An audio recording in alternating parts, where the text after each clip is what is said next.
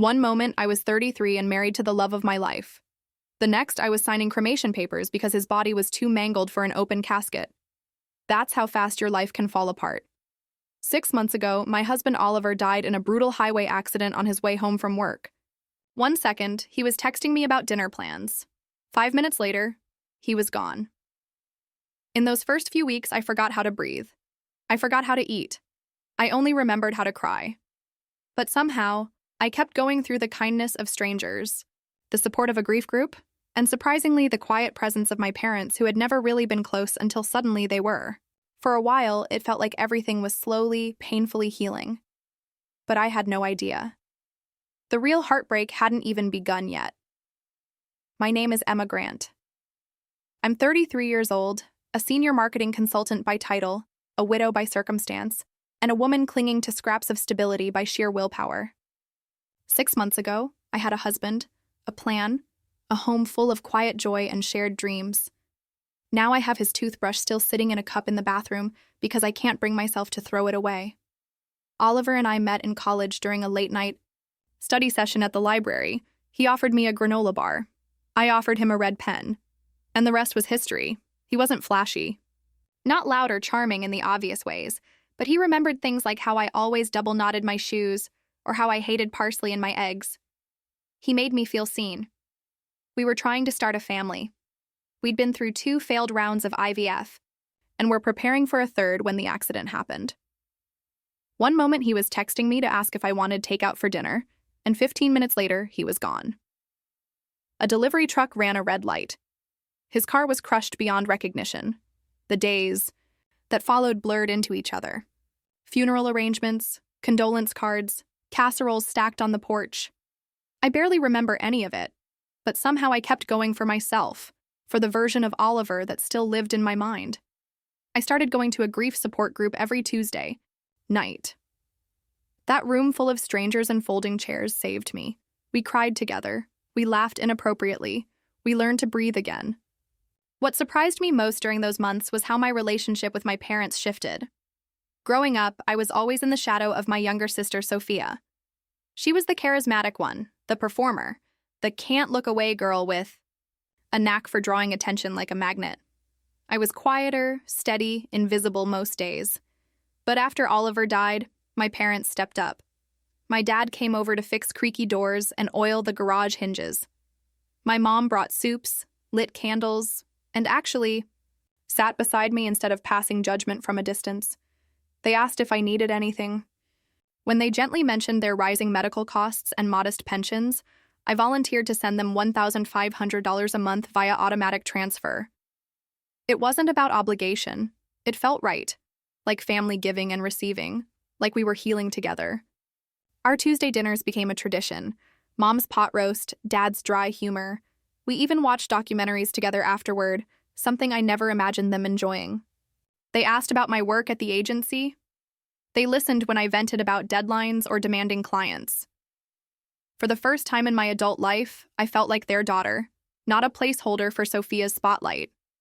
But then, like a storm cloud, with a smile, Sophia returned. I hadn't seen her since Oliver's funeral. She didn't come to the burial, didn't call, just vanished.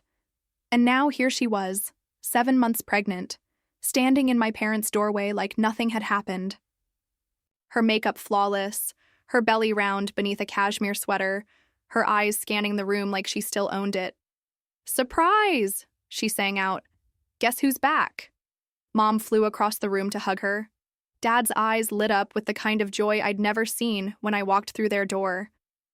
Just like that, everything changed, and I started to feel the cold ache of being invisible again. Sophia's return was like a storm disguised as sunshine. She floated into our lives as if she hadn't been missing in action for nearly a year, including during Oliver's funeral. No apology, no explanation, just laughter, belly rubs, and endless stories about prenatal yoga and nursery paint colors. At first, I tried to stay neutral. Maybe motherhood was softening her. Maybe this was her chance to grow up. But it didn't take long before the old patterns returned. Our Tuesday dinners, once intimate and healing, transformed into something else entirely. The menu changed from comfort food to Sophia's pregnancy cravings. Conversation shifted from current events or my latest campaign pitch to strollers, baby names, and the merits of organic diapers. And me? I was fading again. "Isn't she glowing?" my mother gushed one night, refilling Sophia's lemonade. "She's never looked better. She's going to be a wonderful mother." Dad chimed in. Always had that spark, that natural charisma. I stared at my plate, silently wondering if they even remembered I'd been trying for a child when Oliver died, that we'd suffered through 3 rounds of IVF, that I had mourned not just a husband but the future I'd built in my mind, the crib, the lullabies, the quiet Sunday mornings with pancakes and cartoons. They didn't bring any of that up anymore. Sophia had replaced the void with ease. One evening, as we cleared the table, she casually mentioned that she hadn't decided whether she'd return to work after the baby. "Of course I could use a little help," she said, tossing her hair over her shoulder. "Maternity clothes, hospital bills, formula's not cheap, you know." My mom frowned sympathetically. "Well, sweetie, we'd help if we could." Sophia's gaze slid toward me, subtle but pointed. "But I guess we're already stretching things, huh?" The air tightened. I didn't respond. I couldn't. Not without sounding petty or defensive. And that's how she operated. Through implication, through smiles that didn't reach her eyes. A week later, I got the call. It was Sophia. "Emma," she began, her voice dripping with sugar. "I'm having a baby shower next Saturday at Mom and Dad's. It would mean so much to me if you came." I hesitated. "Of course, if that's what you want." "You're my only sister," she replied. "Wouldn't feel right without you." She ended the call with an odd laugh. "Besides, I've got something special planned." Her tone made my stomach flip. Still, I showed up that Saturday with 2 gifts. One practical, a top-rated baby monitor, and one personal, a hand-knit blanket I'd spent 2 weeks working on during sleepless nights. The house looked like a Pinterest board had exploded. Balloons, pastel banners, a diaper cake the size of a wedding centerpiece. I recognized maybe a third of the guests. Family friends, old college roommates, my parents' bridge club, everyone buzzing, everyone admiring Sophia like she was royalty. She greeted me with a warm hug and a camera-ready smile. "I'm so glad you came," she whispered. "This is going to be a day to remember." And somehow I believed her, but not for the reasons she intended.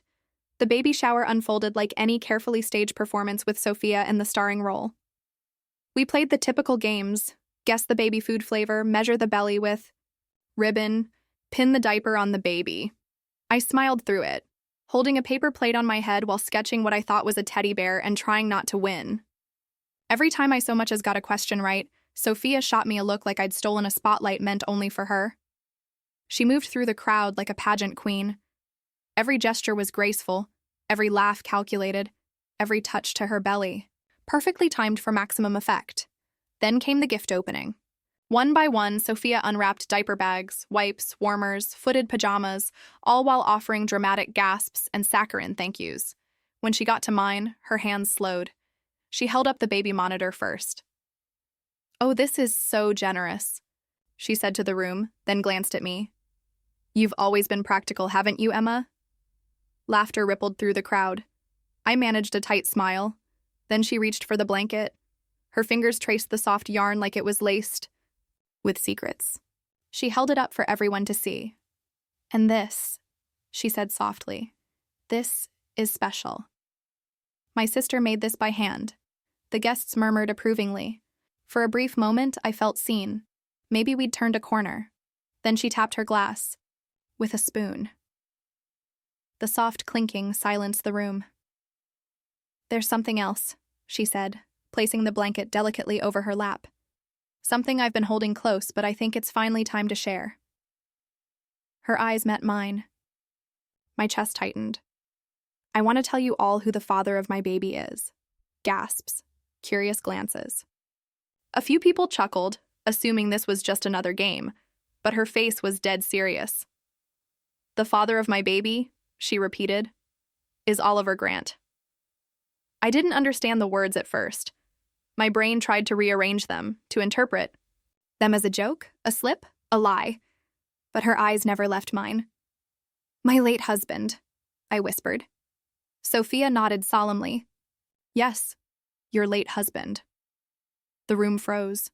My mother's wine glass slipped from her hand and shattered on the hardwood floor. Gasps turned into full-blown whispers. He and I were in love, Sophia continued.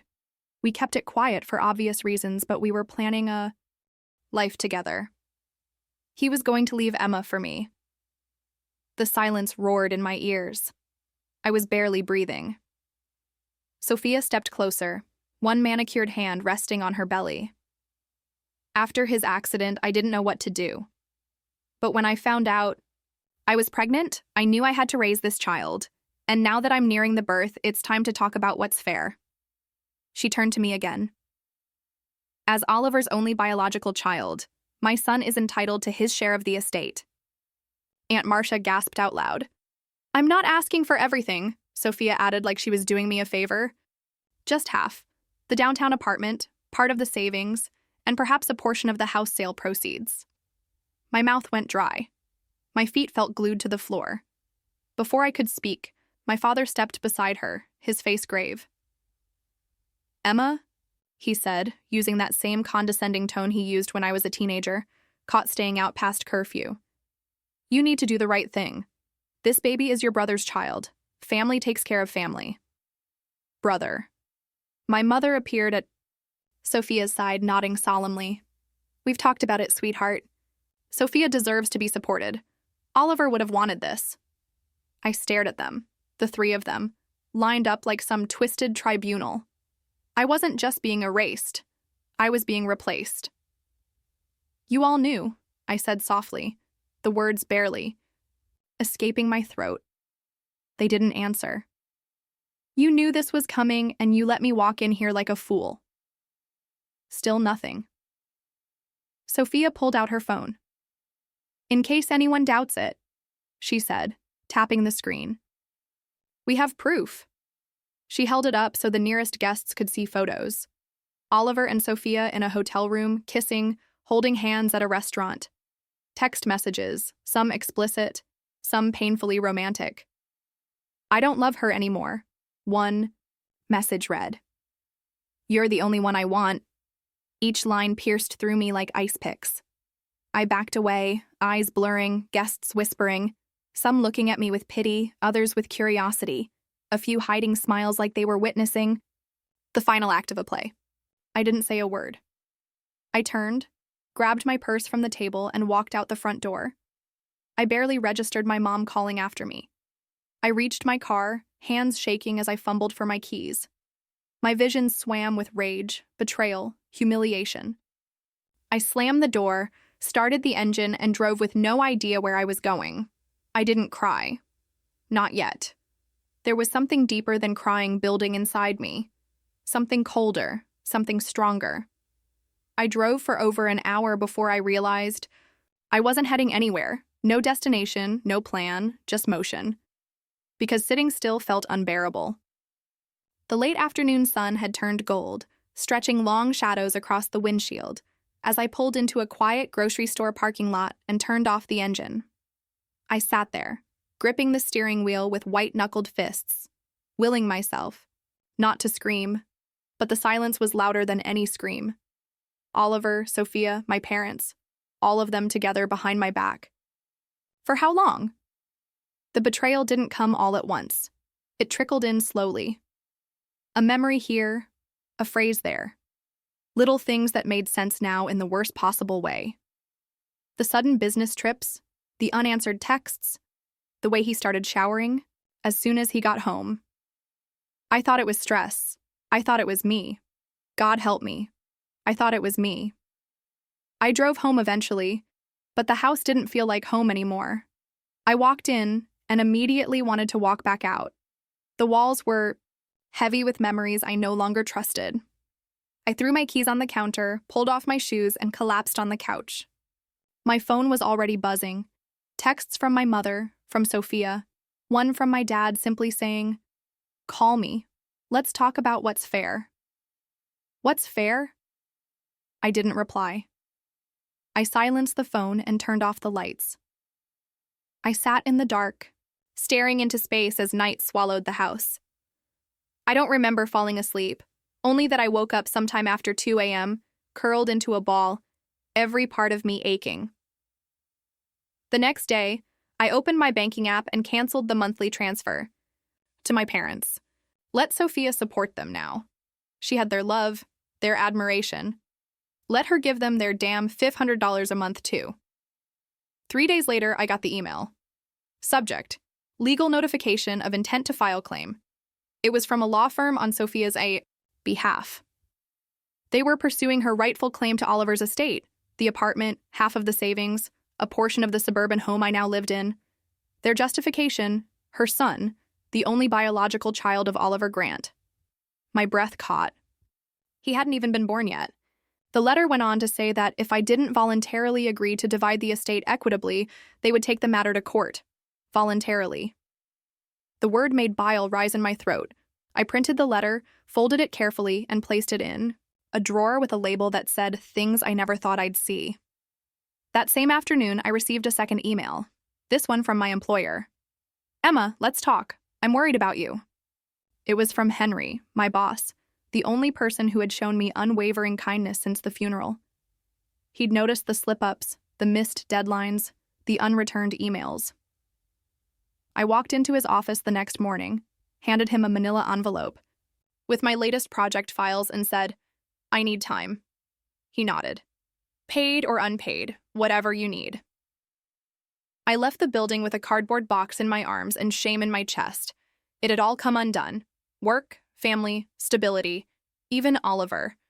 The person I trusted most had been a lie. I spent the next week in near total isolation. I didn't answer the door, didn't check email.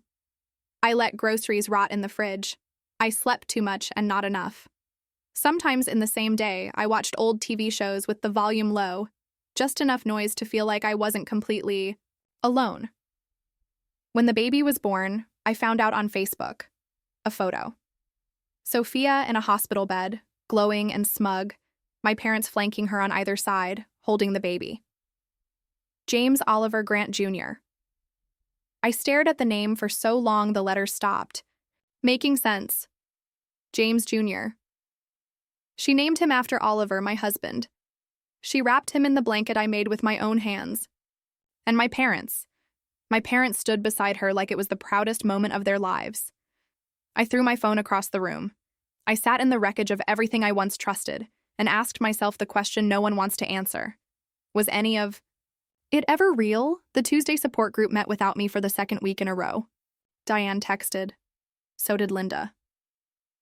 Come back, they said. We miss you. But I couldn't.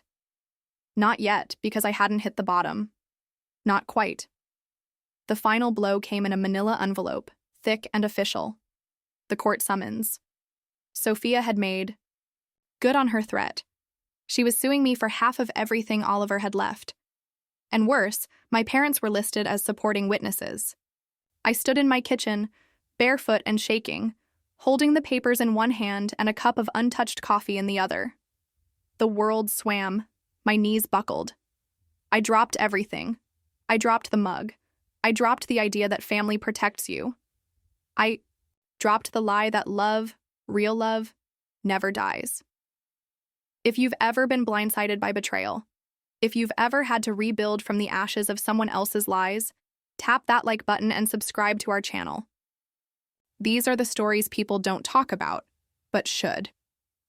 That night, I opened a fresh notebook and wrote just one sentence. If no one's going to save me, I'll save myself. The envelope still lay open on my kitchen table. Its contents a cruel reminder that nothing in my life was off limits anymore. Not my grief, not my home, not even my dead husband's memory. That's when the phone rang. Unknown number. I almost let it go, but something made me pick up. Hello? A pause, then a soft, unfamiliar voice. Is this Emma Grant? Yes. This is going to sound strange, the woman said. My name is Charlotte Jensen. I was close to Oliver years ago. I'm calling because I saw something online about a child, about a legal case. My breath caught. I don't know what's true anymore, I said. Apparently Oliver was hiding a lot, she sighed. He was, but maybe not in the way you think.